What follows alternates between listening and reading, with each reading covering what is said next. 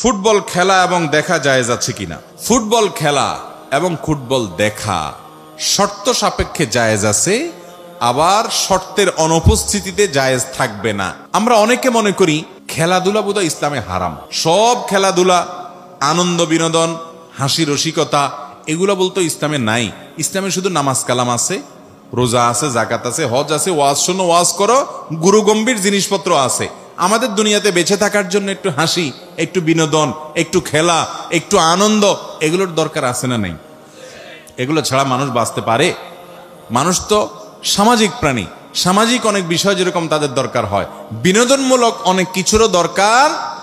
সেই বিনোদনের সকল ব্যবস্থা ইসলামে আছে। ইসলামে কোনো কিছুর অভাব বা সংকট নাই। মুসলমান যথেষ্ট সমৃদ্ধ। অমুসলমানের কাছ থেকে ধার করে কোনো কালচার বা সংস্কৃতি আনার দরকার নেই। মুসলমানের নিজস্ব সংস্কৃতি স্বয়ং সম্পূর্ণ। যেমন আমাদের প্রিয় নবী সাল্লাল্লাহু আলাইহি ওয়াসাল্লাম, তিনি কবিতা আবৃত্তি করার জন্য অনুমতি দিতেন। তিনি নিজেও কবিতা আবৃত্তি করেছেন। খন্দকের যুদ্ধের সময়, পরীক্ষা খনন করার সময়, মসজিদে নববী নির্মাণের সময় এবং তাবুকের যুদ্ধের সময়, তাবুক নয়, আপনার হুনাইনের যুদ্ধের সময় তিনি কবিতা আবৃত্তি করেছেন। আনান নবিয়্যু লা কাযিব আনা ইবনু আব্দুল মুত্তালিব, তিনি কবিতা আবৃত্তি করেছেন। আল্লাহুম্মা গফিরলিল আল্লাহুম্মা লা আইশা ইল্লা আইশাল আখিরা ফাগফিরলিল আনসারি ওয়াল মুহাজিরা, এগুলো নবীজির কবিতা। কষ্টের সময় কষ্টের কাজ করলে কষ্ট দূর করার জন্য মানুষ দেখবেন শ্রমিকরা গান গেয়ে উঠে, আছে না? যে কষ্ট দূর করবার জন্য, হালকা করার জন্য আপনার খেতে খামারে কাজ করতেছে অনেকে, তো গান ধরে। এই গানের কথামালার মধ্যে যদি খারাপ কিছু না থাকে, এখন গান মানি তো দুই নম্বরই, গান মানে হলো যৌনতা, গান মানে হলো নোংরামি, অসভ্যতা বেশিরভাগ। কিন্তু গানের কথামালার মধ্যে যদি আমার রবের প্রশংসা থাকে, মা বাবার জন্য স্মৃতিচারণমূলক গান হয়, নিজের দেশ অঞ্চলকে ঘিরে কোনো গান হয়, তাহলে সে গানে ইসলামে কোনো নিষেধাজ্ঞা নাই, যদি সেখানে মিউজিক্যাল ইনস্ট্রুমেন্ট ব্যবহার না হয়। নবীজি সাল্লাল্লাহু আলাইহি সাল্লাম করেছেন। সাহাবীদের মধ্যে হাসান ইবনে সাবিত রাদিয়াল্লাহু তাআলা আনহু করেছেন, তিনি অনুমোদন করেছেন। একবার নবী করিম সাল্লাল্লাহু আলাইহি সাল্লামের বাসায় আম্মা জান আয়েশা রাদিয়াল্লাহু তাআলা আনহা বলছেন যে তিনি শুয়ে আছেন, দুইটা বাচ্চা মেয়ে গান করছে, গান ধরছে। আবু বকর রাদিয়াল্লাহু তাআলা ঢুকে বলতেছে, আরে নবীজির ঘরে বসে গান, ধমক দিছে। নবী করিম সাল্লাল্লাহু আলাইহি সাল্লাম উঠে এসে বলছেন, দাও হুমা, তাদেরকে গান গাইতে দাও। খালি গলায় গান গাচ্ছে, এখানে কোনো মিউজিক বাদ্যযন্ত্র নাই। গানের কথার ভিতরে খারাপ কিছু নাই। গজল মানে খোলা গলা, খালি গলার সঙ্গীত যেটাকে বলেন, যেখানে খারাপ কিছু নাই, সেটা তারা গাচ্ছে, কোনো অসুবিধা নেই।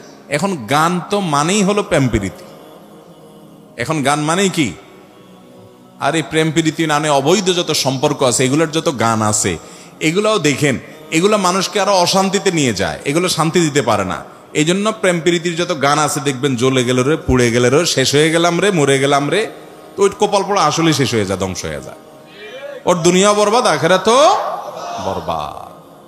কিন্তু আপনি যদি আল্লাহর প্রশংসায় গান গান, দেখবেন দিলটা ভালো লাগতেছে। আপনি যদি নবীর প্রশংসা, নবীর হামদ পড়েন, দেখবেন দিলটা ভালো লাগতেছে, আপনার মনটা ভালো লাগতেছে। এগুলো নিষেধ না, এই বিনোদন ইসলামে আছে। সেখানে মিউজিক থাকতে পারবে না, কথার মধ্যে গানের খারাপ কিছু থাকতে, ছেলেরা ছেলেদের মধ্যে গাইবে, মেয়েরা মেয়েদের মধ্যে গাইবে, বাচ্চারা যে কোনো জায়গায় গাইবে, বিয়ের অনুষ্ঠানে বিশেষ করে বাচ্চারা গাইবে, সেখানে মিউজিকের ব্যবহার থাকবে না। এখন তো আমরা মিউজিক দিয়ে ডেক সেট বাজাই, যেটা হারাম। ভাইরা আমার, খেলাধুলা হিসাবে ইসলামে নবী করিম সাল্লাল্লাহু আলাইহি সাল্লাম একবার এক বাজারে গেলেন, যায় দেখলেন দুই দল তারা শুটিং প্রতিযোগিতা করতেছে, তীর মারার কম্পিটিশন করতেছে দুই দল। নবী করিম সাল্লাল্লাহু আলাইহি সাল্লাম যে বললেন, আমি অমুক দলের পক্ষে আছি, দাও তোমরা খেলা চালাও। তখন যে দলের পক্ষে উনি আসেন, ওই দল তো খুশি, কিন্তু বাকি বিপরীত দল যারা, তারা খেলা বন্ধ করে দিস। নবী করিম সাল্লাল্লাহু আলাইহি সাল্লাম বললেন, কি ব্যাপার, তোমরা খেলা বন্ধ করে দিলা কেন? বলে, ইয়া রাসূলুল্লাহ, আপনি ওই দলে আছেন, আপনি ওদের পক্ষে যখন আসেন তখন ওই দিকে কিভাবে তীর মারি আমরা? তখন নবী করিম সাল্লাল্লাহু আলাইহি সাল্লাম বললেন, ঠিক আছে, আমি দোনো দলের সাথে আছি, তোমরা খেলো, তারপরও তোমরা খেলো। এই তীর মারার প্রতিযোগিতা রাসূল আকরাম সাল্লাল্লাহু আলাইহি ওয়াসাল্লাম এলাও করেছেন। মসজিদে নববীর আঙ্গিনা ইথিওপিয়ান সাহাবীরা, নিগ্রো সাহাবীরা খেলাধুলা করছে। আম্মা জান আয়েশা বলেন, আমাকে একটু নিয়ে যান, আমি দেখব। তাহলে ভাইরা আমার, যদি কোনো যুবক, যে কোনো বয়সের মানুষ ফুটবল খেলে, সেই ফুটবল খেলার যদি সতর ঢাকা থাকে, সেখানে যদি একদল আরেক দলের কোনো টাকা পয়সা লেনদেন না করে, নিজেদের মধ্যে আদান প্রদান না করে, জুয়া যদি না থাকে, এটা শুধু শারীরিক কসরতের জন্য হয়, যে আমার শারীরিক ব্যায়াম হবে, মানসিক ফুর্তি হবে, তো এই ধরনের খেলাধুলা খেলা জায়েজ আছে এবং এটা দেখাও কি আছে। কিন্তু টেলিভিশনে যে খেলা আপনি দেখেন, সেখানে শুধু খেলাও দেখেন না আরো কিছু দেখেন, বরং খেলার চাইতে অখেলাই, এরপরে সেখানে আপনি সতর উন্মুক্ত করা হয়, সেটি দেখতে হয় আপনাকে, হারামের দিকে দৃষ্টিপাত করতে হয় আপনাকে, সেটা আপনার সালাত থেকে আপনার মনোযোগ নষ্ট করে দেয়।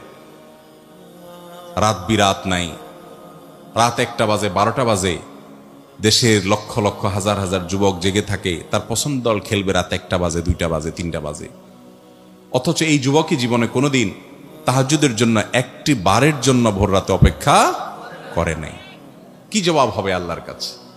এত আবেগ তোমার বুকে, এত ভালোবাসা, ওই ইহুদি খ্রিস্টানের জন্য, তার খেলা দেখার জন্য এত ভালোবাসা দিলা, রাতভর জায়গায় বসে রইলা, আল্লাহর হুকুম মানার জন্য কয় রাত জাগছো জীবনে? কোনো মুখ আছে ভাইরা আমার? অতএব এই খেলাধুলা জায়েজ আছে, এইভাবে বিনোদন করলে সেটা জায়েজ আছে এবং এটা দেখাও জায়েজ আছে। আমরা ইসলামটাকে শুষ্ক মনে না করি যে ইসলামে কোনো বিনোদন নাই, হাসি নাই, আনন্দ নাই, সবকিছু আছে ভাই, সবকিছু আছে।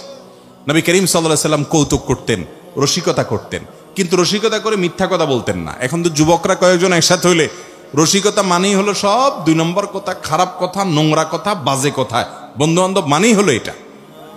অথচ নবী করিম সাল্লাল্লাহু আলাইহি সাল্লাম একবার রসিকতা করে, মজা করে একজন সাহাবীকে বললেন, ও 2 কানওয়ালা এদিকে আসো। ডাক দিয়েছেন কি বলে? 2 কানওয়ালা। তো 2 কান নাই, এটা বলে তিনি মজা করলেন, সবাই একটু আনন্দ পেলেন। তাহলে কথা দিয়ে কৌতুক করা যদি অসত্য না হয়, মিথ্যা না হয়, নবীজি মিথ্যা বলেন নাই, যা বলছেন সত্য, তার কান তো 2টাই আছে, কিন্তু মজা করলেন মাঝখান থেকে। ভাইরা আমার, অতএব এরকম আনন্দ বিনোদন করা কি আছে?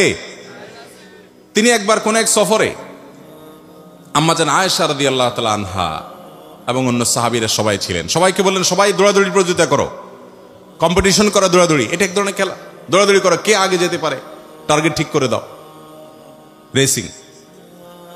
এবং আয়েশা রাদিয়াল্লাহু তাআলাকে বললেন, আসো তুমি আমার সাথে কম্পিটিশন করো।